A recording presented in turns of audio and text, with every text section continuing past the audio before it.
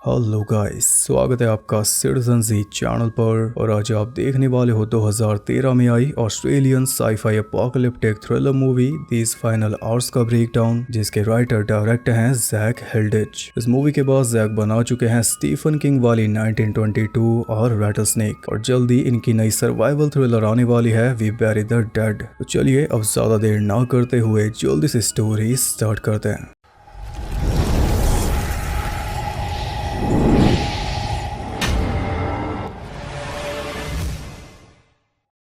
Movie start होती है एक ऐसे टाइम में जब बड़े बड़े एस्ट्रॉयड्स धरती से टकरा चुके हैं नॉर्थ अटलांटिक में। इस इम्पैक्ट से एक भयानक फायर स्टॉर्म पैदा हुआ है जो पूरी धरती पे फैल रहा है और एक एक करके सभी देशों को मिटाता चल रहा है। कई देश कुछ सेकंड्स के अंदर इसकी चपेट में आ गए, कईयों को कुछ मिनट्स का टाइम मिला, पर क्योंकि इम्पैक्ट नॉर्थ अटलांटिक में हुआ है तो सबसे ज्यादा टाइम मिलेगा ऑस्ट्रेलिया की जनता को। फायर स्टॉर्म सबसे आखिर में उनके पास पहुंचेगा, लगभग 12 घंटे का टाइम है उनके पास, लेकिन चाहे कितनी भी तैयारी कर ले बचने का कोई चांस नहीं। तो लोग बस अपनी आखिरी इच्छाएं पूरी कर रहे हैं। इन्हीं में से एक है जेम्स, जो कि पर्थ में रहता है और फिलहाल ये अपनी लवर जोई के साथ है उसके बीच हाउस में। हम इसी के जीवन के आखिरी घंटे देखने वाले हैं। तो सबसे पहले उन्होंने मेन काम किया रोमांस, उसके बाद जेम्स को निकलना था। हालांकि जोई चाहती है कि अपने आखिरी पल वो शांति से जेम्स के साथ बीच पर बिताए, लेकिन जेम्स का प्लान कुछ और है। इसे पार्टी में जाना है, धरती की आखिरी पार्टी में। जोई उसे रोकना चाह रही थी पर वो रुका नहीं। तब आखिर में जोई ने उसे बता ही दिया कि वो प्रेग्नेंट है। ये सुनकर जेम्स थोड़ा परेशान हुआ,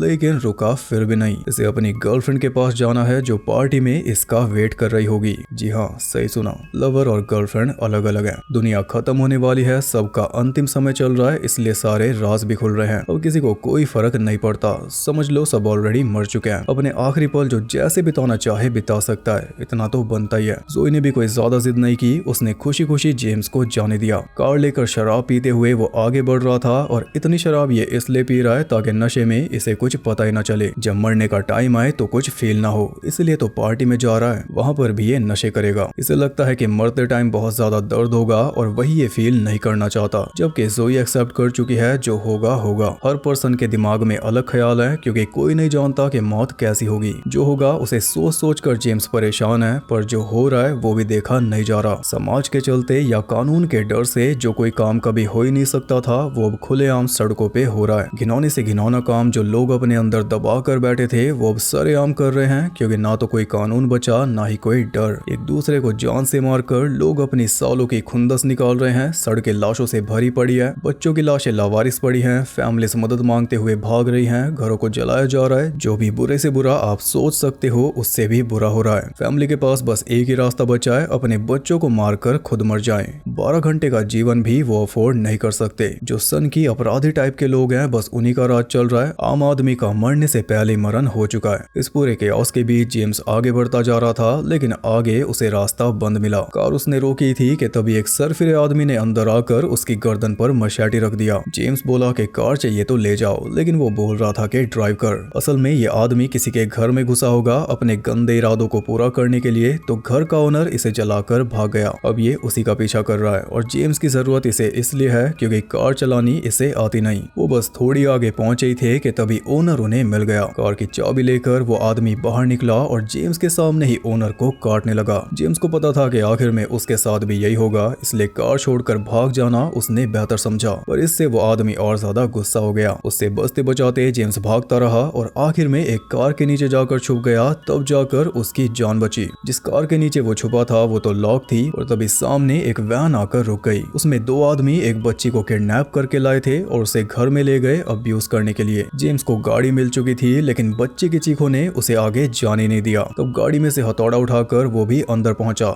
सबसे पहले एक को मारा, लेकिन दूसरे वाले को मार पाना आसान नहीं था। उसने ऑलमोस्ट जेम्स का गला घोट दिया था, फिर भी चालाकी दिखाते हुए जेम्स बच गया। वो आदमी जेम्स को बोलता है कि बच्ची को हम तुम्हारे साथ भी शेयर कर लेंगे। बस ये सुनते ही जेम्स ने उसका सर फोड़कर उसे भी चित कर दिया। फिर बच्ची को फ्री करके वो बाहर ले आया, लेकिन बच्ची उस पर यकीन कैसे करती। वो दोबारा वैन में में जाने से डर रही थी क्योंकि उसी में तो किडनैप करके इसे लाया गया। वो बोल रही थी कि मुझे अपने डैड के पास जाना है। जेम्स ने उससे रिक्वेस्ट की कि यहाँ रुकना सेफ नहीं है, जल्दी से अंदर बैठो, हमें निकलना होगा। तो आखिर में वो भी मान गई। इसका नाम है रोज। वो सब कुछ बता देती है कि कैसे वो अपने डैड से अलग हो गई थी, फिर ये दोनों उसे उठा लाए थे। हुआ ये था कि अपने घर को जलाकर ये और इसका डैड इसकी आंट जेनिस के घर जा रहे थे, जहाँ पर इनका पूरा खानदान जमा हो रहा था। लेकिन रास्ते में इनकी कार का फ्यूल खत्म हो गया। इसे छुपाकर इसके डैड आसपास फ्यूल ढूंढने गए, बस तभी ये किडनैप हो गई। डैड ने बोला था कि अगर हम अलग हो जाएं तो आंट जेनिस के घर पहुंच जाना, तो वहीं पर इसे जाना है। लेकिन वो है शहर के दूसरे कोने में और जेम्स को जाना है उसके एकदम अपोजिट। ऊपर से वैन का फ्यूल भी खत्म होने वाला है। जेम्स दुविधा में पड़ चुका था, ये आखिरी पल जिए या ना जिए, पार्टी में जाए या रोज को छोड़ने। इतना वो जानता था कि रोज को ऐसे ही कहीं पर नहीं छोड़ा जा सकता, तो उसने सोचा कि वहीं पर चलते हैं जहाँ पर इनकी कार का फ्यूल खत्म हुआ था और ये अपने डैड से अलग हुई थी। क्या पता इसके डैड अभी भी वहीं पर इसे ढूंढ रहे हों। वो दोनों उसी जगह पर पहुंचे, लेकिन डैड आसपास कहीं भी नहीं थे। रोज ने कार में से अपना बैग निकालकर जेम्स को अपने डैड की फोटो दिखाई और बताया कि मेरी मॉम की पहले ही डेथ हो गई थी, अब हमें आंट जेनिस के घर जाना होगा, डैड वहीं पर मिलेंगे। लेकिन जेम्स इतनी दूर जा नहीं सकता क्योंकि फ्यूल उतना है ही नहीं। वो कहता है कि यही पास में मेरी बहन रहती है, तुम्हें उसके घर छोड़ दूंगा, उसकी 3 बेटियां हैं, तो तुम्हारा मन भी लग जाएगा। और रोज को तो अपने डैड के पास जाना था क्योंकि डैड ने बोला था कि जब फर्स्ट स्टॉर्म आएगा तो दोनों को साथ में रहना है, चाहे कुछ भी हो जाए। लेकिन जेम्स उतना नहीं कर सकता, जो कर सकता है उसने बता दिया। रोज ने काफी सोचा और फिर आसपास देखा तो जेम्स के साथ जाना उसे बेटर ऑप्शन लगा। दोनों जेम्स की बहन के घर पहुंचे, लेकिन किसी ने दरवाजा नहीं खोला। तब बैक डोर से होते हुए दोनों अंदर गए तो अंदर भी कोई नहीं मिला। सीढ़ियों से पानी आ रहा था, जिसे देखकर जेम्स समझ गया कि कुछ तो गलत है। उसने रोज को बाहर पूल में भेज दिया और खुद वो ऊपर गया चेक करने। तो ऊपर बाथरूम में उसे मिली उसकी बहन और बहन के हस्बैंड की लाशें। तीनों बेटियों को भी गार्डन में दफनाया हुआ था। जैसे कि मैंने बताया, फैमिलीज 12 घंटे का जीवन भी अफोर्ड नहीं कर सकती। फैमिली ने खुद ही अपने आप को खत्म कर लिया। ये देखकर जेम्स बहुत ज्यादा दुखी हुआ, तो उसने और पी, क्योंकि इन आखिरी पलों में बहन और भांजियों से मिलना तो इसके प्लान में था ही नहीं। वो तो मजबूरी में यहाँ पर आना पड़ा, वरना इनके बारे में तो इसने एक बार भी नहीं सोचा। इसे तो बस पार्टी में जाना था,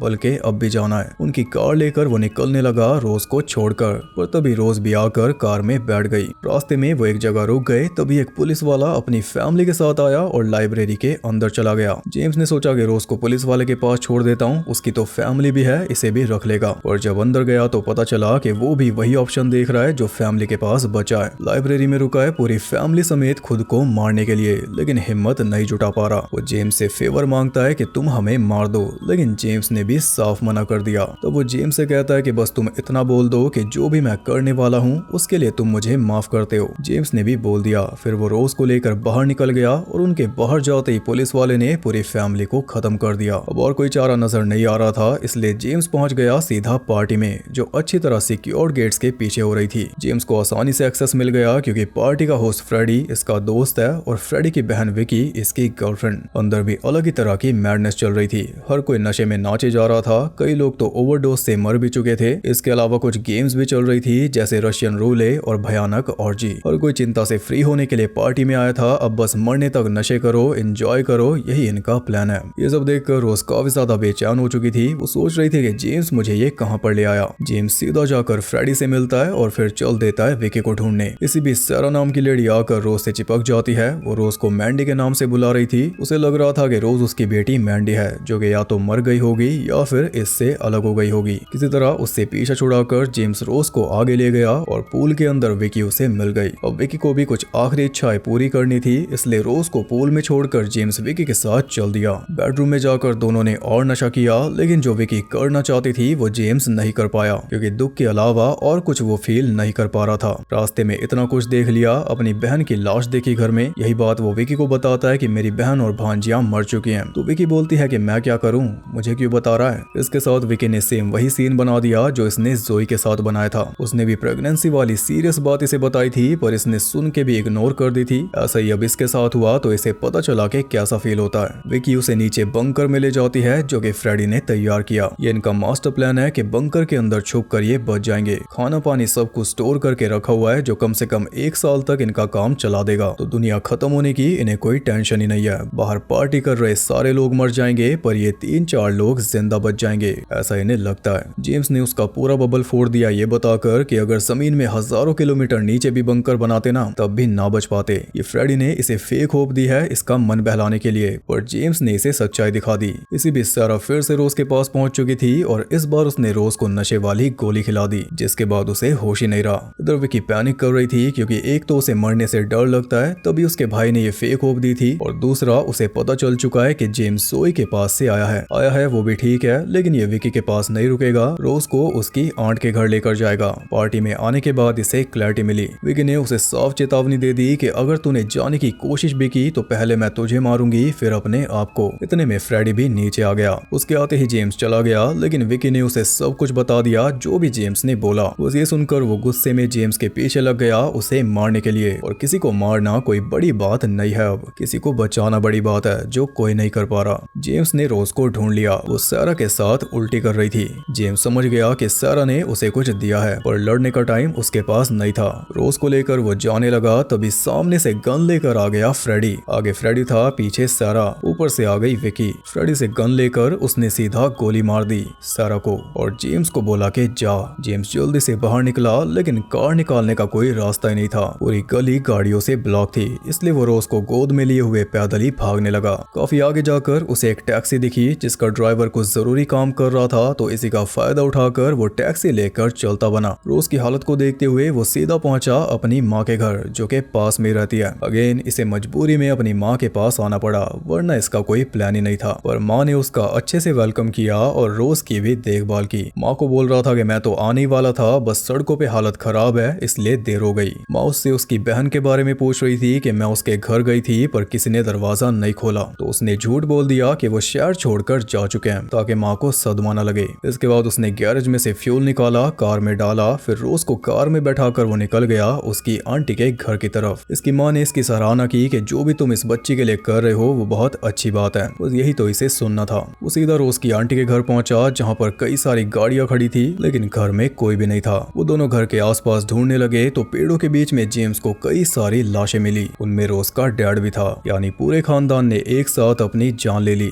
जेम्स ने बड़ी मुश्किल से ये बात रोज को बताई, लेकिन वो उसे आगे नहीं जाने दे रहा था। पर रोज को भी कंफर्म करना था कि वो उसके डैड है भी या नहीं। तब जेम्स एक चादर से कवर करके उसके डैड की लाश को बाहर लेकर आया। पूरी फैमिली की डेड बॉडीज देखने से अच्छा है कि रोज सिर्फ अपने डैड को देख ले। अपने डैड की लाश को देखकर वो खूब रोई, क्योंकि अब उसका कोई बचा नहीं और दुनिया तो वैसे बदल चुकी है। जेम्स उसे ले जाना चाह रहा था पर उसने मना कर दिया। डैड ने बोला था कि जब फायरस्टॉर्म आएगा तो हमें साथ में रहना है, उस प्रॉमिस को ये निभाएगी। अब जेम्स चाहे तो उसके साथ रुक सकता है, लेकिन रोज से मिलकर इसे भी अपनी गलती का एहसास हो गया। इसे भी अपने बच्चे की माँ के साथ होना चाहिए था, पर अब भी देर नहीं हुई, टाइम बचा है। रोज को गुड बाय बोलकर वो चल दिया। रोज उसे बाय कहती हुई उसके पीछे भागती रही जब तक वो नजरों से दूर नहीं हो गया, और जेम्स भी तब तक उसे देखता रहा। ये पल उसे इतना ज्यादा भारी लग रहा था कि वो भी फूट फूट कर रोने लगा।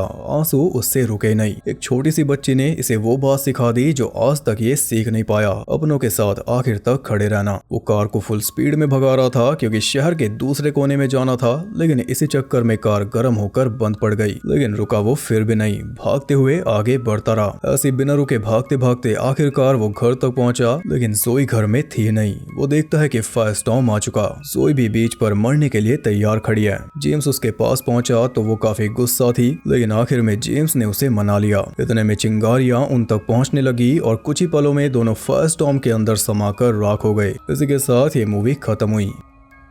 तो मूवी में हमने एक ऐसे इंसान को देखा जो सारी उम्र जिम्मेदारियों से भागता रहा। जब अंतिम समय आया तब भी वो जिम्मेदारियों से भाग रहा था, पर बीच रास्ते एक ऐसी जिम्मेदारी उसके गले पड़ गई जिसने उसे जिम्मेदार बना दिया। आखिरी पलों में जो उसे करना चाहिए था वो एक जिम्मेदारी आने के बाद मजबूरी में उसे करना पड़ा। पूरी फैमिली एक ही शहर में रहती थी, लेकिन उनके पास जाकर उनसे आखिरी बार मिलना भी उसके प्लान में नहीं था, और जिसके साथ उसे होना चाहिए था उससे तो पीछा छुड़ाकर वो भाग निकला था। और आखिर में एक बच्ची उसे सही रास्ते पर ले आई। मूवी का कॉन्सेप्ट भी काफी अलग है। आमतौर पर हमें अपोकलिप्स के बाद की स्टोरी दिखाई जाती है या फिर एकदम शुरुआत की, लेकिन इसमें हमें अपोकलिप्स से पहले के कुछ आखिरी घंटे दिखाए गए जिनमें लोगों को पता था कि वो मरने वाले हैं। ये कुछ नया था, और क्योंकि नया था तो अमेरिका का ध्यान तो इस पे जाना ही था। 2 साल बाद ही 2015 में अनाउंस हुआ था कि अमेरिका में इसका रीमेक बनने वाला है, जिसे ओरिजिनल डायरेक्टर जैक हिल्डिस से ही बनवाएंगे, और उसके बाद आज तक कोई अपडेट नहीं आई। इस मूवी का बजट $2.5 मिलियन था और ऑस्ट्रेलिया ऑस्ट्रेलिया में इसने कमाए $3,60,234। बहुत ही लिमिटेड रिलीज मिली थी। बाकी आप बताइए आपको मूवी कैसी लगी, कौन सा पल सबसे ज्यादा इफेक्टिव था। वीडियो पसंद आई तो लाइक कर देना और ऐसी और इंटरेस्टिंग वीडियोस देखने के लिए चैनल को सब्सक्राइब करके बेल नोटिफिकेशन को ऑल पर सेट कर लो। आगे यूट्यूब भी थोड़ी जिम्मेदारी ले नोटिफिकेशन भेजने की। और ज्यादा कनेक्टेड रहने के लिए आप मुझे इंस्टाग्राम पर फॉलो कर सकते हो, वहां आपको बहुत कुछ जानने के लिए मिल जाएगा और साथ ही बाकी जगहों पर भी जिनके लिंक्स आपको मिल जाएंगे नीचे। मैं आपसे मिलूंगा अगली वीडियो में, तब तक के लिए सबको